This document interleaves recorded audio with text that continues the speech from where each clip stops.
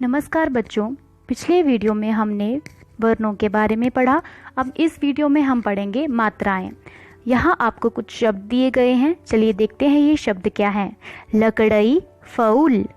तो इन शब्दों को पढ़कर आपको कुछ समझ में आ रहा है? नहीं, क्योंकि यहाँ व्यंजन और स्वर उसी रूप में एक साथ लिख दिए गए हैं, परंतु जब हम इन स्वरों को उनके चिन्ह के रूप में लिखेंगे तो ये शब्द बनेंगे लकड़ी, फूल। उसी तरह अगर हम कोई और उदाहरण देखें, कई तवाब, हरई आलई। इन शब्दों को तो समझना क्या, बोलना भी मुश्किल लग रहा है। तो बच्चों, यहाँ आपको ये समझना है कि स्वरों को हम उसके उसी रूप में नहीं लिखते, उसे हमेशा उनके चिन्हों के रूप में लिखते हैं। और जब हम इस शब्द को, इन स्वरों को उसके चिन्हों के रूप में लिखेंगे तो ये शब्द बनेंगे किताब, हरियाली, जो हमें समझ आ जाते हैं। कई बारी स्वरों को उसके पूर्ण रूप में ही लिखा जाता है, जैसे ओखली, ऊन, क्योंकि यहाँ पर ओ के साथ कोई भी व्यंजन नहीं है, ना ही ऊन में ऊ के साथ कोई व्यंजन है, इसलिए यहाँ पर इनके पूर्ण रूप में इसे लिखा जाता है। तो बच्चों, मात्राएं क्या होती हैं? व्यंजन के साथ स्वर का जो चिन्ह लगता है वही मात्रा कहलाता है। तो इन शब्दों में जो स्वरों के चिन्ह लगाए गए हैं, तो इन चिन्हों को ही मात्राएं कहते हैं। आइए देखते हैं कि मात्रा के रूप में स्वरों का प्रयोग हम किस प्रकार करते हैं। नीचे आपको एक तालिका दी गई है, यहाँ स्वर, मात्रा, उसके प्रयोग और शब्द के बारे में बताया जा रहा है। तो आइए देखते हैं स्वर और उसकी मात्रा, उसके प्रयोग और उससे बने कुछ शब्द। पहला है अ। अ की कोई मात्रा नहीं होती, परंतु इसके प्रयोग से व्यंजन को पूर्ण रूप से बोला जाता है। अगर कोई स्वर व्यंजन के साथ ना हो तो उसके साथ एक तिरछी पड़ी रेखा, जिसे हलंत कहते हैं, वह लगता है। और जब कोई व्यंजन स्वर के साथ होता है तो हलंत नहीं लगाया जाता। तो यहाँ भी जब हम क हलंत के साथ किसी स्वर को जोड़ेंगे तो वहाँ वो हलंत हट के उसका एक शब्द बनेगा।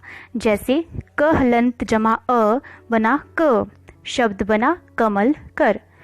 आ की मात्रा में क को जब हम आ के साथ जोड़ेंगे, क हलंत को जमा आ करेंगे तो बनेंगे काला कपड़ा।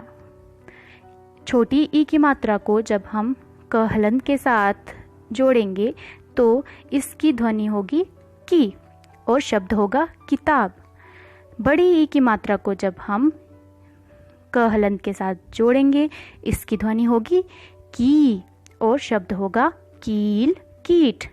छोटे ऊ की मात्रा को जब हम क हलंत के साथ जोड़ेंगे तो वो ध्वनि होगी कु और शब्द होगा कुदाल। बड़े ऊ की मात्रा को जब हम क हलंत के साथ जोड़ेंगे तो ध्वनि होगी कु और शब्द होंगे कूप, कूल।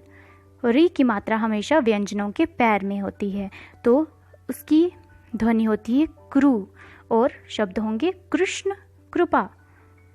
ए की मात्रा को जब हम क हलंत के साथ जोड़ेंगे तो ध्वनि होगी कै और शब्द बनेंगे केला, केशव।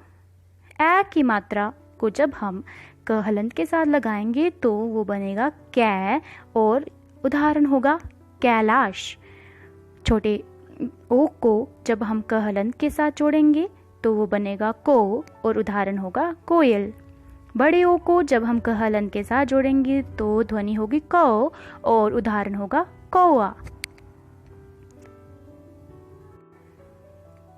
तो चलो बच्चों, आइए देखते हैं इस पाठ से हमें क्या जानकारी मिली। आओ दोहराएं।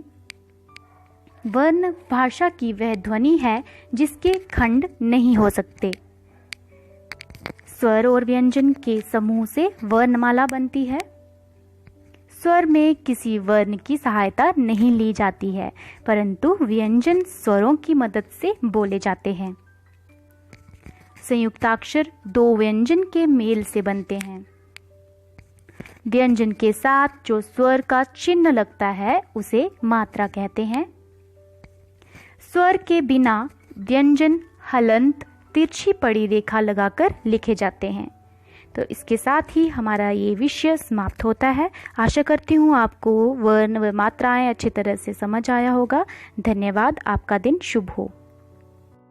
बच्चों, आपका गृह कार्य ये होगा कि आप इस पाठ को अपनी किताब पे पुनः दोहराएं और दिए गए अभ्यास को पूर्ण करें।